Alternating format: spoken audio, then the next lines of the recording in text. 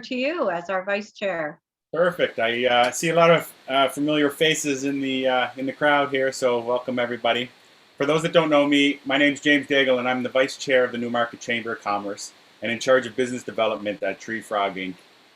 I first want to thank you for coming to this month's breakfast networking. I would also like to acknowledge some of the other board members and dignitaries that are in attendance with us. We have Ryan Dibish from Newmarket, who is on our board. Shauna Faraday from Sunlight Financial, who is on our board. Don Gallagher Murphy, MPP Christine Elliott's office. Thank you, Don. Good to see you. And also a special welcome to Samantha Marin from Seneca and Roger Lake from New Horizon School of Technology, who are some new members to the chamber.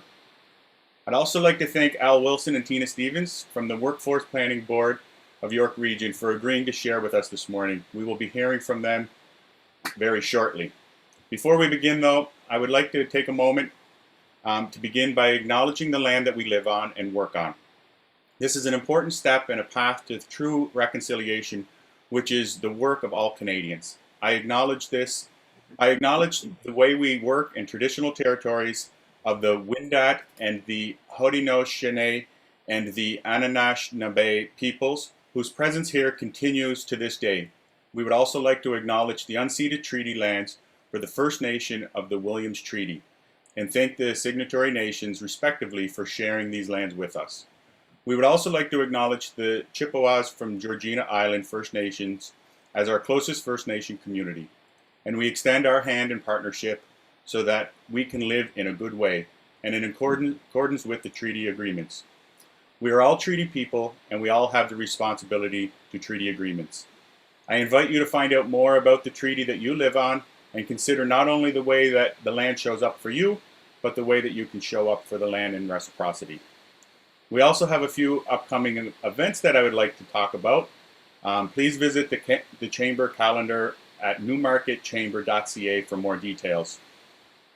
We have one that I'm very excited about is Mapping the Future of Economy and the Economic Summit, which is created to drive the conversation on evolving York Region for a post-COVID economy. I encourage you guys to check that out. It's available at no cost to attendees, and the summit will include panels from industry experts across various sectors, including energy, manufacturing, e-commerce, retail, innovation, agri-foods, and more. The summit will take place from 9 a.m. till 11:30 on Wednesday, May 12th and Thursday, May 13th. Again, visit newmarketchamber.ca to check out the agenda or to register. I'd now like to pass over the reins to Adam, who will jump on and provide us a little chamber update. Adam? Good morning. Oh, there he is. Hey, Adam. Thanks very much for that, James. So yeah, I'll very quickly just go over some of the government details that we have. So I'll mainly be talking about the federal budget, which obviously came out on April 19th. But initially, just to go over some of the provincial information we have, obviously the stay-at-home order is due to expire next week, but all expectations are that it will be extended. So we'll keep an eye out on that, but probably don't want to speculate too soon. So the only provincial program that's currently open that we have details on is the SEEP SB Energy Program, which can provide up to $1,500 in support for businesses' energy bills. There's a new time of use rate that came into effect on May 1st, so that's definitely worth checking out. But to the meat of the issue, I'll just go over the sort of key highlights from the federal budget. So just a quick fiscal update. There was $101.4 billion in new spending to support the economy, sort of taking us hopefully out of essentially what's affected businesses during COVID-19, but it will raise the deficit to $354 billion. But the planning process for it is expected to drop down to $30.7 billion by 2025-26. So in theory, if all the projections are correct, that should hopefully be good news. So in direct job support, there was great news on the Canada Emergency Wage Subsidy and the Canada Emergency Rent Subsidy, which are both extended until September 5th, 2021. And they've also introduced a new program called the Canada Recovery Hiring Program, which is going to help businesses both rehire and hire new workers. It's essentially a bit of a bridging program between the wage subsidy and then hopefully getting off any of the supports that are on offer. And the program offers $1,121 per week for employers hired between June 6th up until November 20th of this year. So that's good news. In terms of the skills piece, this is obviously something that we at the Newmarket Chamber have advocated on pretty heavily. So there was a lot of news there. So there's a new apprenticeship service, which will provide $470 million over 3 years to help 55,000 first-year apprentices in construction and manufacturing Red Seal trades. So that's obviously great news. Employers are also going to be eligible to receive up to $5,000 for first-year apprenticeship opportunities. So that'll help pay for upfront costs like salaries and training. And the incentives will be doubled to $10,000 for employers who hire underrepresented groups, including women, racialized Canadians, and persons with disabilities. So obviously that's excellent as well. So there was also details on capital investment support. So the Canada Small Business Financing Program has been increased by $560 million to support almost 3,000 additional small businesses. And there's an immediate expansion of up to 1.5 million of eligible investments by Canadian-controlled private corporations made on or after Budget Day and before 2024. So these eligible investments will cover over 60% of capital investments typically made by Canadian-controlled private corporations. Regarding small business growth as well, they've introduced something called the Canada Technology Adoption Fund, which will create 28,000 jobs for young Canadians, which should hopefully help around 160,000 small and medium-sized businesses adopt new technology. And then there's $500 million over 2 years starting this fiscal year to the regional development agencies for community infrastructure. So that's excellent as well. Obviously, the big piece that came from this was obviously the $30 billion over 5 years to establish a Canada-wide early learning and childcare system. So we eagerly await more information on that, because obviously that's massive. And there's also $146.9 million over 4 years to strengthen the women entrepreneurship strategy. So those are both excellent pieces of news as well. And then also obviously the green economy was another big piece that came out of it. So there's going to be $4.4 billion on a cash basis to help over 200,000 households complete retrofits with interest-free loans, which are worth up to $40,000 each. We've had some talks with the industries on that, and apparently that's excellent news. And there's also an additional $5 billion over 7 years to the Net Zero Accelerator, which is a new funding mechanism that will provide up to $8 billion to support jobs and projects that will help reduce domestic greenhouse gas emissions across the Canadian economy. So obviously that's excellent news as well. So we look for more information there. And also just very quickly on young Canadians. So there was $708 million over 5 years to create at least 85,000 work integrated learning placements, and $721 million over the next 2 years to help connect them with employers and provide them over 100,000 new job opportunities. So obviously that's something as well that the Chamber has advocated on pretty heavily. So I realized that was a lot in a very short space of time, but that's everything I have for the moment. So James, thanks very much. Back to you. My pleasure. Thanks, Adam. And if anybody needs any more information about any of those things, you can reach out to us at the Chamber, to Adam or anybody at the Chamber. I see my camera's gone a little bit, but oh well, sorry guys. Typically, this is where I would hand over the reins to Pat Lusick from Best Western Voyager Place Hotel, because they are our 2021 Breakfast Series sponsor. However, unfortunately, Pat is unable to attend this morning, so I'm going to be introducing today's speakers on Pat's behalf, and it is my pleasure. I've known Al for a long time. Al Wilson is the Executive Director of the Workforce Planning Board of York Region and collaborates with organizations in the government, education, and business to advise and undertake actions to support York Region's employment needs. Tina Stevens is a project manager of the Workforce Planning Board and works with community partners to organize, execute activities, or produce and promote resources that support increased labor market awareness in York Region. Please join me in welcoming Al and Tina.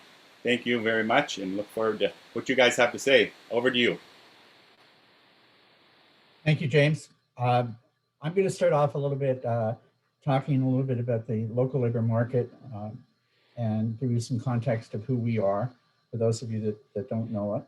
And then Tina's going to talk a little bit about a specific project that we have undergo for about 6 months now that we thought you might be interested in. So thank you very much for inviting us and taking time to to allow us to share some of this information with you. To put in context, the local labor market, there are 26 of these boards similar to ourselves across the province of Ontario, sponsored by the Ministry of Labor, Training and Skill Development. Our territory is specifically York Region, and so what we're looking at is the labor market, not only the data, but also what anecdotal information that we can gather from people like yourselves and employers across the region.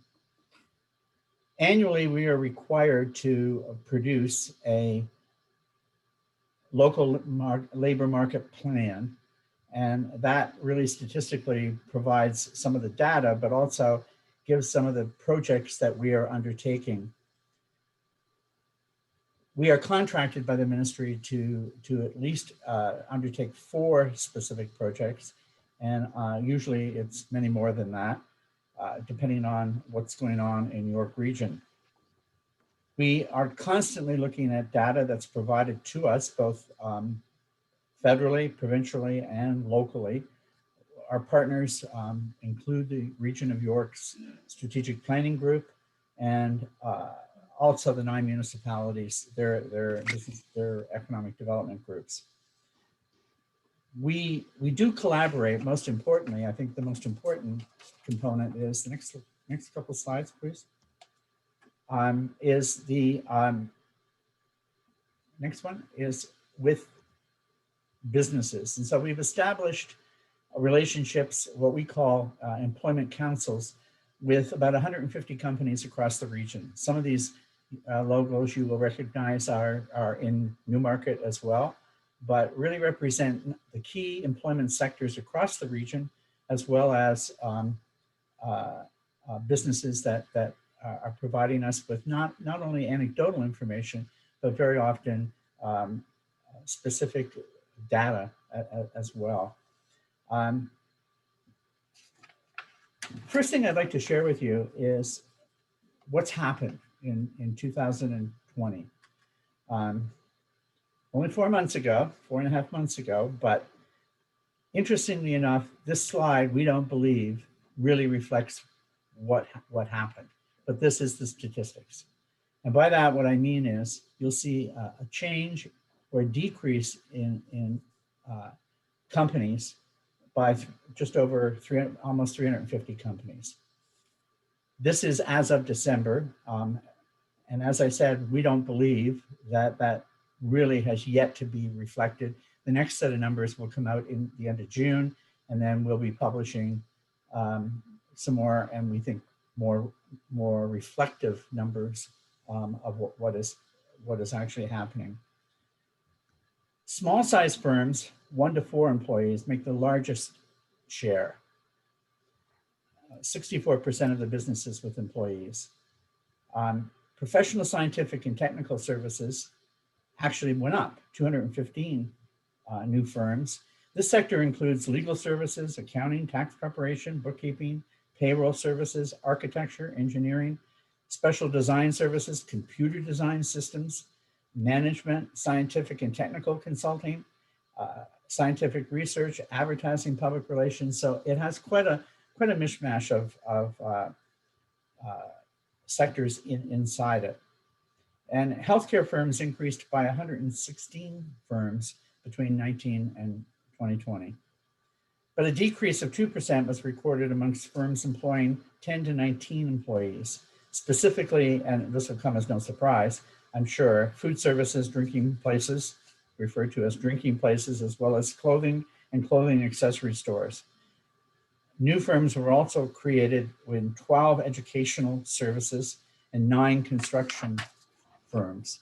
The total number of firms employing 50 to 99 employees increased by 5% in nursing, residential care facilities, as well as specialty trade contractors.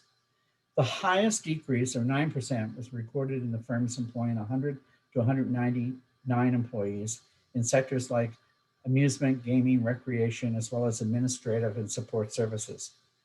And also what's interesting is that large firms, and we don't have a lot, employing 500 plus employees also decreased.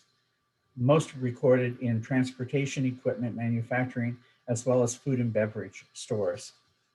2 new firms in nursing and residential care facilities were added to the sector, mostly due to some mergers of smaller firms, as well as the high demand for services during the pandemic.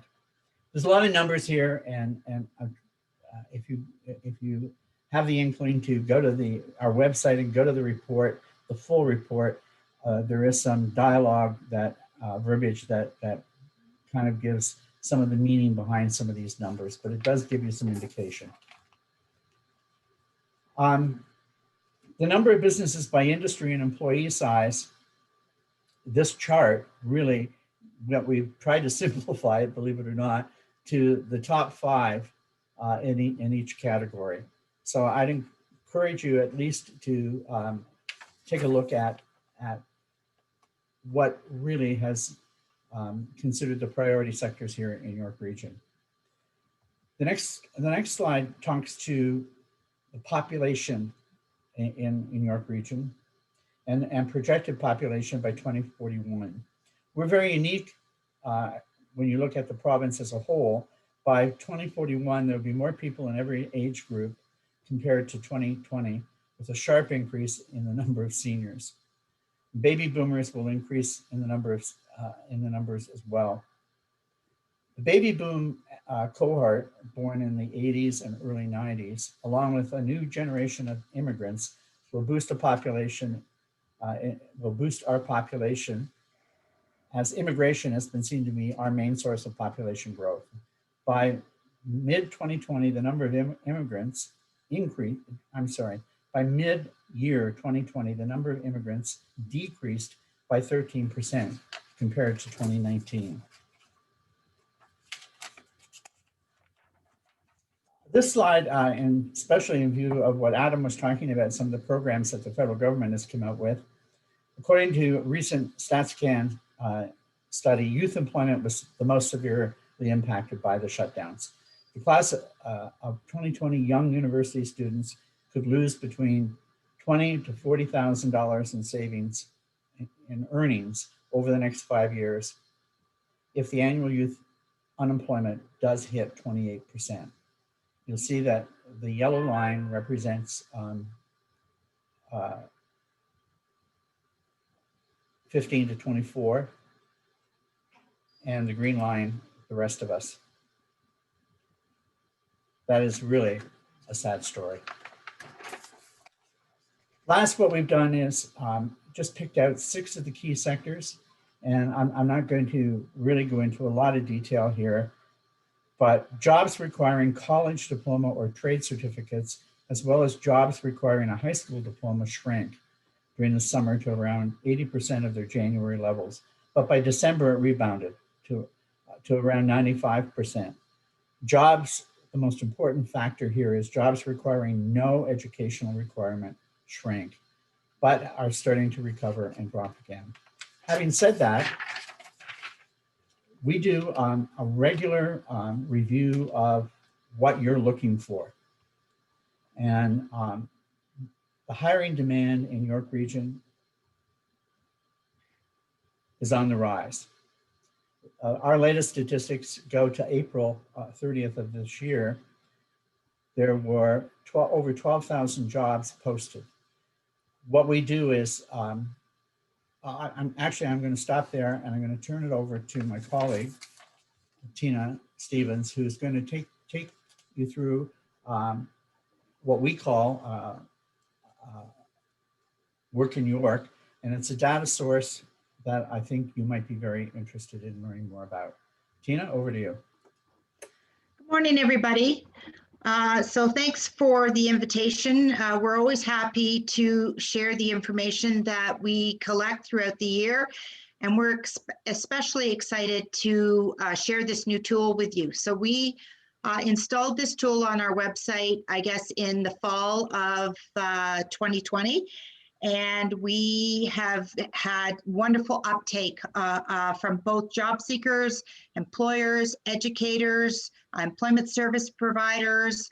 The economic development at York Region is really interested in the tool. So I just want to give you some of the highlights. So Work in York is a series of 6 interactive tools that support job search, career planning, and talent identification. 5 reasons that employers should consider utilizing Work in York to support talent attraction in your organization. The job board is an interactive resource that provides clarity and understanding the local labor market. This tool scrapes over 20 mainstream and local job posting sites that collect employment opportunities in York Region and then posts them on one local site called Work in York. This job board updates hourly and can be searched by industry, job duration, and by municipality, as well as languages.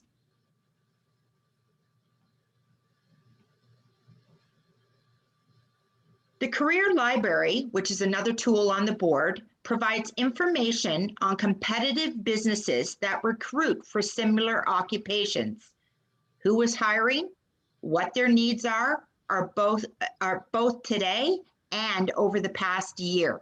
So this particular shot shows the occupation of other engineers, and that there are 101 regional employers that have posted for this job over the last year.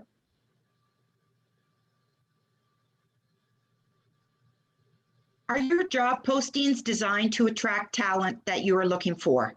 Do they embody a strong company culture that promotes growth and engagement? The Career Library allows you to zero in on specific employers who may be your direct competition for talent. You can view their active job postings, as well as their job posting activity over the last year to make sure that your job postings are competitive.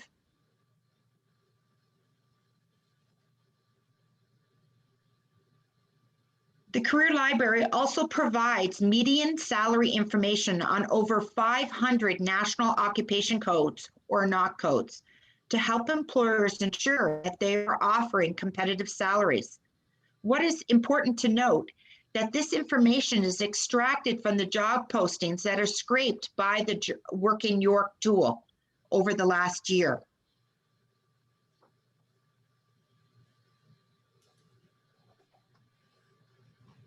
The median income breakdown is also offered by education level, ranging from high school, apprenticeship, college, and university, both below and above a bachelor. You can also access a library of skills that employers have listed as required for this occupation, as well as regional employment participation that provides an overview as who is working in the industry and what industries this occupation can be found. So you can actually look at the age group that is working in the industry, the type of employment, gender, and their education levels as well. So what's really interesting about this particular shot is this is a facilities operation and maintenance manager, and that we know that it's basically a split between high school, college, and university education levels.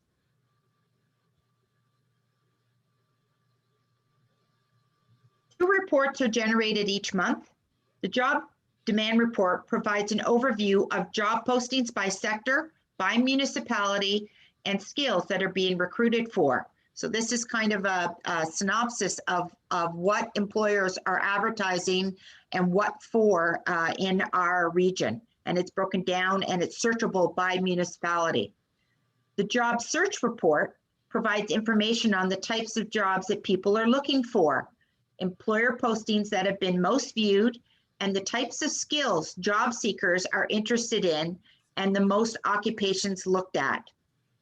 Both of these reports are interactive and downloadable in a PDF file. The talent map can help you pinpoint not only domestic, but international regions with the talent pools that you may be seeking to attract to your organization or your region. So this searches by occupation.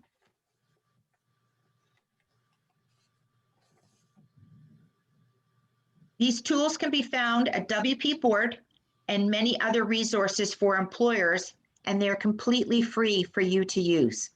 So I'm going to attempt, and I use that term very loosely, just to play you a short video.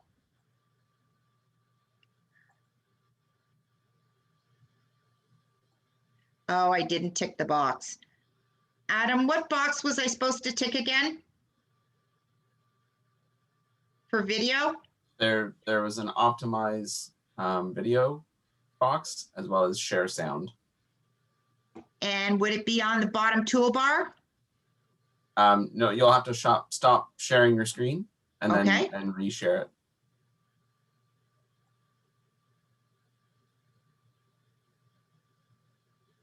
So where would I find that optimized? Sorry, I should have set this up. Video settings? No, when you go to share your screen, there's two boxes there at the bottom of the window that says, one says share sound and the other says optimize for video clip. Oh, I got it. Okay, great. Sorry. Thank you everyone for your patience. So these are a series of videos that we've done about Work in York that we're pushing out through our social media.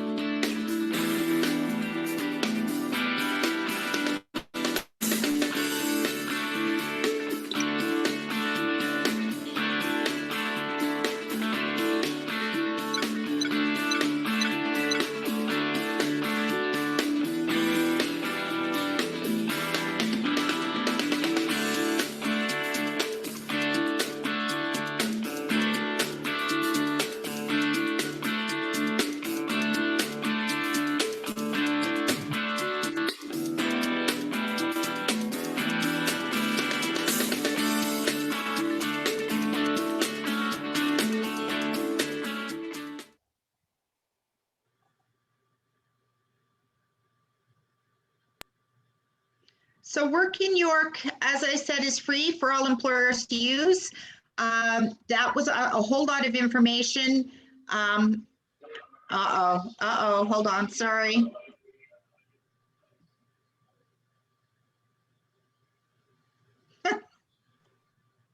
Okay, I'm back. So it's very user-friendly. I just want to stress that they have user guides under each tool. And again, it's very easy to use and very helpful. So I think one of the most interesting things about it is the ability to see the earning potential or median salaries for jobs that are being posted on the tool. It really gives employers an idea of whether they are being competitive with their job postings and how job postings are written to attract talent. So that's it for us. Does anybody have any questions? Thanks, Tina. And I think it is hard to get a real handle on how useful this is, but go and check it out. There's links on our website, but you can also obviously go directly to the site. But I agree, having that competitive information, just helping you to say, how does my job posting stand out against others, and am I going to get good candidates? I mean, that's a constant struggle for a lot of employers, is attraction, and seeing why you might not be considered by some of the job seekers is a good. And the beauty with using the talent map is you can search for that occupation on the talent map, and then you can look at other areas where there are pools of people working in that occupation. So you can then target your social media campaign towards attracting that talent, or pinpoint some of your job postings in that area. Mhm. And are the salaries that are posted there, like, so you can see the competitive, is that York Region or is that what? That is York Region. That is, Okay, perfect. I thought it was. I just yeah. wanted to clarify that. It's based on information that's extracted from the job postings in the job board. And the Perfect. other beauty of it is there's also a chart that breaks those salaries down by education level. So, Okay, I saw that. yeah, so. Perfect. I just want to emphasize, if I may, well, first of all, I know we rushed through a lot of things. The data that I was talking, that's because Tracy threatened me. She knows how much I talk, and she wanted to make sure that we kept within our 20 minutes. I'm kidding. That there's nothing new here. What this tool does is simply collect a lot of information. It's not another job board. Lord knows the world does not need another job board, but it does collect information. And I think we're up to about 30 boards now that we are scraping on an hourly basis. The other thing is that the data that I talked about at the beginning is just a snippet of what's available. Again, all about York Region. And if you want to take a look at the full report, it is on our website as well, that really you can peel back the onion and get into more detail as well. But we just want to thank you for giving us the opportunity to share, some of the information that's out there. Very often we don't know what's available. There is so much information today. And hopefully at some point when you have a need for some information, this will be one of the resources that you might go to. So thank you to Tracy and her group for letting us share that with you today. Thank you, Al. Does anybody have any questions for Al or Tina regarding that topic before I jump into what's happening next? I'll give it a second. If you do, by all means, put it into the chat there, and we'll address it if we can or follow up with you. But Al and Tina, thank you so much for sharing that. I am a data guy myself, so I'm looking forward to going and digging into some of those charts because I'm a nerd for numbers, we'll say. So I look forward to that, and I encourage everybody else. And also I just wanted to remind everybody again, speaking of the economy and where things are, is the event the next 2 days, Mapping the Future of the Economy, the summit. It's a free event, so I encourage you guys to check it out the next 2 days.